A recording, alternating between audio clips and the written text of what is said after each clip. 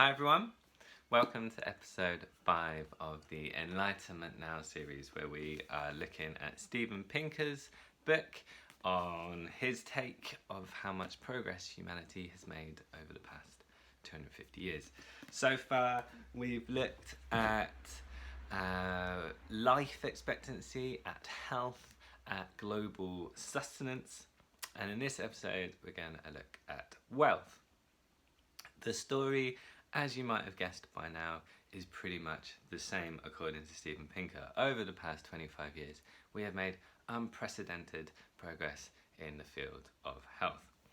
Though I actually think that wealth is one of the most interesting topics that Pinker looks at, because it highlights this theme that keeps on coming up over these episodes, which is just how much things have changed over the past 250 years. So setting aside the idea that whether it's progress or not, whether the progress we made is good or bad overall, or has bits that we can change, we first need, I think, to recognise just how crazy the past 250 years have been from a historical perspective. So from the blogs that are linked to this post, I put up Pinker's graphs on global wealth, and they pretty much look like a classic hockey stick graph. So you have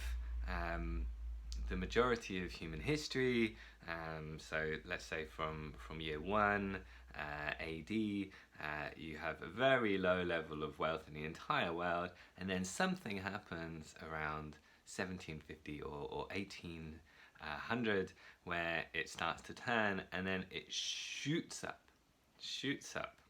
from almost nothing for the entirety of human civilization to extraordinary levels of economic activity and productivity in the world. Now, it's not just wealth from which you can see this happen. I also, in the blog post, include a graph of global population, which basically looks exactly the same. You have throughout human history very, very low levels of humans living in the world, and then around about this same period of time, 1800, it shoots up from way under 1 billion people to what is now almost 8 billion people. Something happened during this period. What was it? Now, Pinker likes to put down this progress to, as he put it, the application of science to the improvement of material life. So he notes that machines and factories of the Industrial Revolution, the productive farms of the Agricultural Revolution, and the water pipes of the Public Health Revolution could deliver more clothes, tools, vehicles, books, furniture, calories, clean water, and other things that people want than the craftsmen and farmers of a century before. This is no doubt true. It's also an incredibly, I'd say, optimistic take on what happened. A more cynical approach would be that humanity had worked out to tap a previously untapped resource in terms of the Earth's resources, in terms of the Industrial Revolution, in terms of coal, oil, and indeed through the innovation that spurned, could more effectively tap another resource, which is the resource of other human beings, of nations around the world, whether that be through bringing them into global economies or through forms of might and oppression.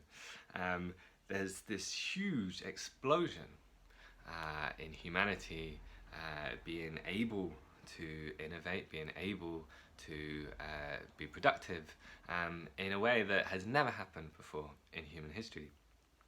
Yes, of course, science was a part of that. Yes, of course, other things that Pinker notes, like economic institutions and bourgeois values of like a Protestant work ethic were a part of that. But the idea that humans were just sort of waiting around, not being particularly interested in making their lives better until this point, or states were incredibly protectionist and didn't trade amongst each other, I think is a bit naive. I just think that there weren't necessarily the opportunities there before for people to improve their lives. There weren't necessarily the incentives there for a global economy. And something changed 250 years ago, whether that's this untapped natural resource that we found, whether it's untapped human resources, is this kind of spiraling effect that happened, which has led to this exponential growth in human productivity over the past few centuries. So I think that's just so important. If you want to understand the world today, don't think that modernity is normal. Don't think that we are living in a normal situation. Again, forget for the moment about whether that's good or bad. We live in extraordinary times. The past 250 years have been unlike anything that has ever been witnessed before. So that's, I think, the first key point from this chapter, and that will obviously run throughout this series. We've already mentioned it a few times, just how radically different the modern way of being in the world is, the modern way of thinking is, the amount of opportunities and resources available to us now, and what that does to our lives.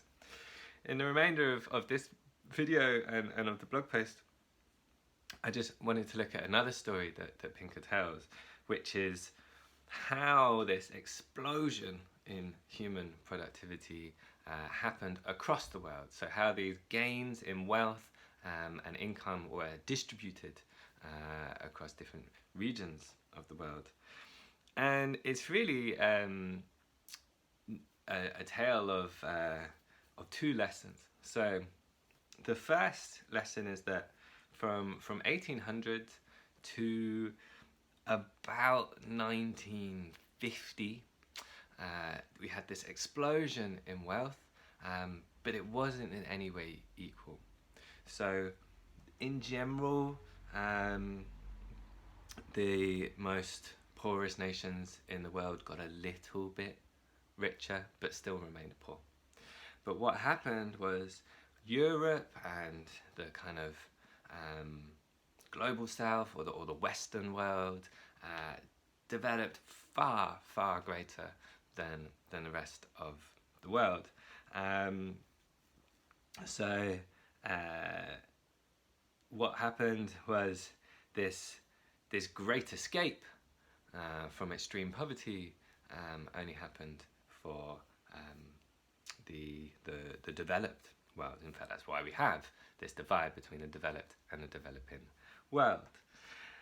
But then, so the first lesson is really this kind of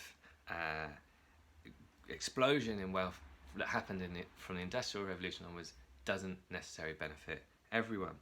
The second lesson is that at some point, and it potentially took 200 years for this to happen, so from 1850 to about 1950, from about 1750 to about 1950,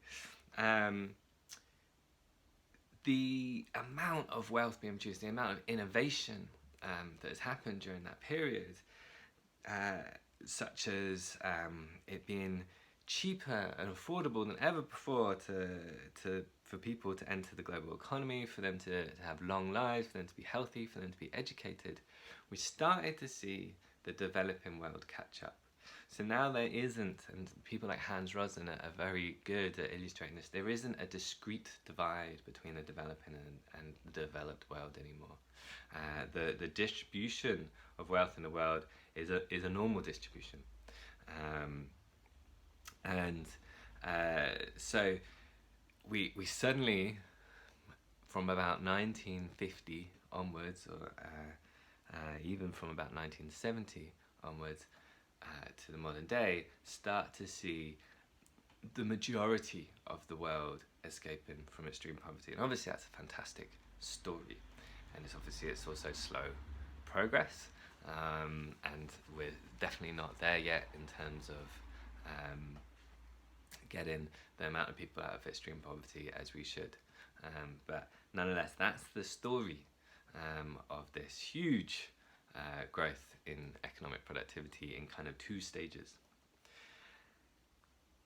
What is tempting to say in response is, okay, great, so eventually these gains in economic activity, in innovation, in the accumulation of material resources, health advances, and better ways of making food, and all this sort of stuff that Pinker highlights, will eventually benefit everyone.